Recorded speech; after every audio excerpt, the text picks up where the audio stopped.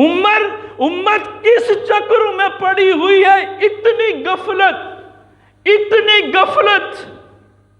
صاحب آج ہمیں ضرورت اس امر کی ہے کہ ہم اپنے آپ کو بدلے، تب چینج کریں اپنے آپ کو۔ یقین کریں اگر آج ہم اپنے رب کی دہلیز میں جھکنا شروع کر دیں نا، ہماری ساری پریشانیاں دنوں میں ختم ہو جائیں۔ ہم اپنے رب کو منانے کی کوشش کریں نا تو دنوں کے اندر ہمارے ملک کے حالات چینج ہو۔ میرے محبوب کی حدیث ہے، فرمایا تمہارے اعمال تم پر حکمرانی کرتے ہیں۔ حدیث پاک سنا رہا ہوں، تمہارے اعمال تم پہ حکمرانی کر رہے ہیں۔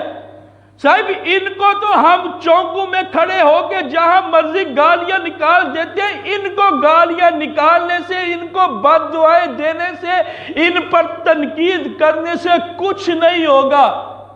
اپنے آپ کو آج ہم چینج کریں نا، اپنے آپ کو بدلنے کی کوشش کریں، اللہ خود بخود ہم پر اپنا نیک بندہ مسلط کر دے۔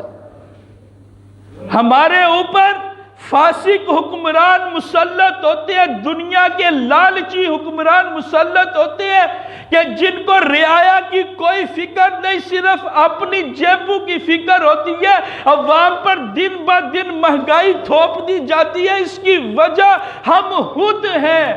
ہمارے کرتوت اس قابل نہیں ہے کہ ہم پر کوئی اللہ کا نیک بندہ آئے۔ آج رب کی دہلیز پہ آنا شروع کر دو، رب کو منانا شروع کر دو، رب کو راضی کرنا شروع کر دو، یقین جانو دنوں کے اندر ہمارے حالات چینج ہو جائیں گے۔